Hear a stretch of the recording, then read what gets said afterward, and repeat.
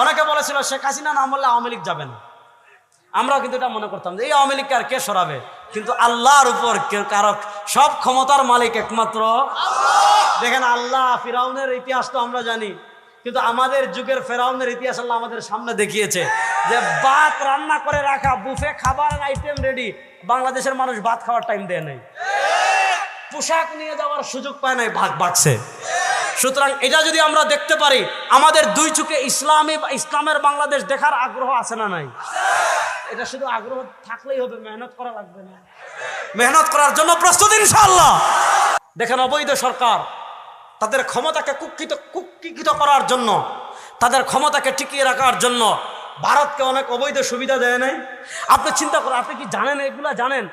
আমাদের বন্দরের চুক্তি জানেন? আমাদের চট্টগ্রাম বন্দরের ইতিহাস আপনি জানেন যে কোনো বাংলাদেশি কোনো জাহাজ যদি থাকে, জাহাজ থাকা অবস্থায় যদি ভারতের কোনো জাহাজ চলে আসে, তারা চুক্তি করেছে যে বাংলাদেশের জাহাজ সরে যাবে, ভারতকে সময় দিতে হবে।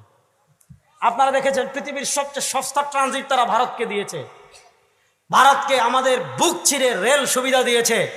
আমরা অন্তর্বর্তী সরকারের কাছে দাবি জানাবো, ভারতের সাথে যত অবৈধ চুক্তি আছে, দেশ বিরোধী, স্বাধীনতা বিরোধী, আমাদের মাতৃভূমি বিরোধী যত চুক্তি আছে ভারতের সাথে, সব চুক্তি বাতিল করতে হবে।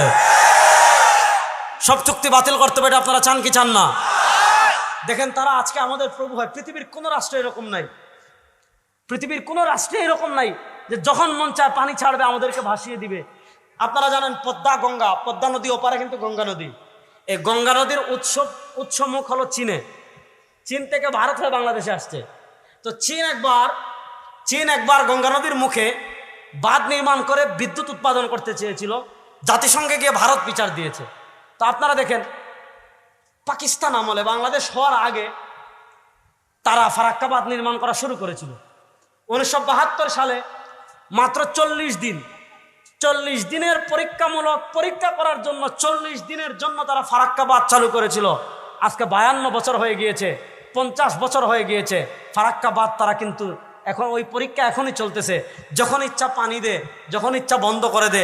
শীতকালে আমাদের পানির প্রয়োজন, আমাদেরকে পানি দেয় না। বর্ষাকালে আমাদের পানি নেই, আমাদের পানির প্রয়োজন নাই। আমাদের বৃষ্টি, নদী নালা এমনি ভরে থাকে, তখন তারা পানি ছেড়ে। কোনো বছর সিলেট ডুবে, কোনো বছর উত্তরবঙ্গ ডুবে, এবছর ফেনী, কুমিল্লা, নোয়াখালী এইটা ডুবেছে। প্রত্যেক বছর তারা পানি ছাড়বে, বন্যা হবে, আর আমরা ত্রাণ নিয়ে যাব। এই খেলা আমরা আর দেখতে চাই না। ভারতের দাসত্ব আর আমরা করতে চাই, ভারতের গোলামি আর আমরা করতে চাই। আর ভারতকেও বুঝতে হবে এটা কিন্তু কলকাতা না, এটা কিন্তু হায়দ্রাবাদ না, এটা কিন্তু কাশ্মীর না, এটা সিকিম না, এটা বাংলাদেশ। এটা শাহজালালের পুণ্যভূমি বাংলাদেশ, এটা শাহপরানের পুণ্যভূমি বাংলাদেশ, এটা অসংখ্য আলী আল্লাহর পুণ্যভূমি বাংলাদেশ, এটা সৈয়দ ফজলুল করিমের পুণ্যভূমি বাংলাদেশ। এই দেশের মানুষ জীবন দিবে, রক্ত দিবে, ভারতের গোলামি করবে না ইনশাআল্লাহ।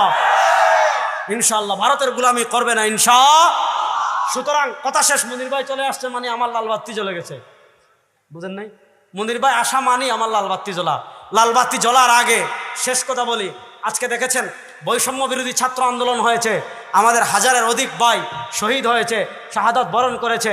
যারা শহীদ হয়েছেন, মুসলমান যারা শহীদ হয়েছেন, আমরা দোয়া করি আল্লাহ রব্বুল ইজ্জত ওয়াল জালাল তাদেরকে জান্নাতের উচ্চ মাকাম নসিব করুন।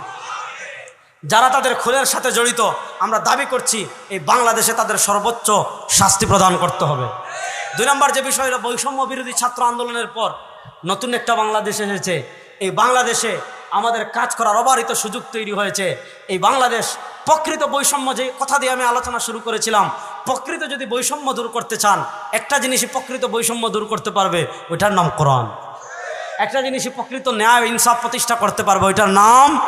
সুতরাং সময় এসেছে বাংলাদেশের ঘরে ঘরে ঘরে ঘরে রাষ্ট্রীয়ভাবে কোরআন প্রতিষ্ঠার, রাষ্ট্রীয়ভাবে ইসলাম প্রতিষ্ঠার, রাষ্ট্রীয়ভাবে দিন প্রতিষ্ঠার মেহনতের যে দাওয়াত, সেই দাওয়াত বাংলাদেশের ঘরে ঘরে ঘরে ঘরে পৌঁছানোর সময় চলে এসেছে।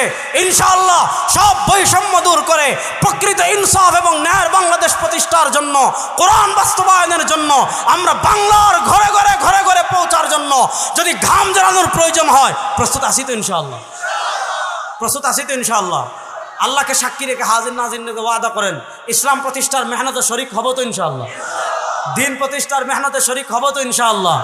আল্লাহ বাংলাদেশে ইসলাম বিজয় হোক, আফগানিস্তানে বিজয় হয়েছে, পৃথিবীর বিভিন্ন রাষ্ট্রে বিজয়ী হয়েছে, আমাদের বাংলাদেশে অসংখ্য অলি আল্লাহর পুণ্যভূমিতে ইসলাম বিজয় হোক, অসংখ্য তাহাজ্জুদ গুজারের দেশে ইসলামকে একবার আমাদের দুই চোখে বিজয়ী দেখতে চাই কি চাই না?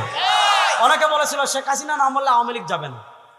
আমরাও কিন্তু এটা মনে করতাম যে এই আওয়ামী লীগকে আর কে সরাবে, কিন্তু আল্লাহর উপর কারো সব ক্ষমতার মালিক একমাত্র দেখেন আল্লাহ। ফিরাউনের ইতিহাস তো আমরা জানি, কিন্তু আমাদের যুগের ফেরাউনের ইতিহাস আল্লাহ আমাদের সামনে দেখিয়েছে যে ভাত রান্না করে রাখা, বুফে খাবারের আইটেম রেডি, বাংলাদেশের মানুষ ভাত খাওয়ার টাইম দেয় নাই, পোশাক নিয়ে যাওয়ার সুযোগ পায় নাই, ভাগছে। সুতরাং এটা যদি আমরা দেখতে পারি, আমাদের দুই চোখে ইসলামের বাংলাদেশ দেখার আগ্রহ আছে না নাই? এটা শুধু আগ্রহ থাকলেই হবে, মেহনত করা লাগবে না? মেহনত করার জন্য প্রস্তুত ইনশাআল্লাহ। আল্লাহ সবাইকে কবুল করুন, সবাই বলুন আমিন। ইন আসাবতু ফামিনাল্লাহ ওয়া ইন আখতাতু ফামিন্নি ওয়া মিনাশ শাইতান।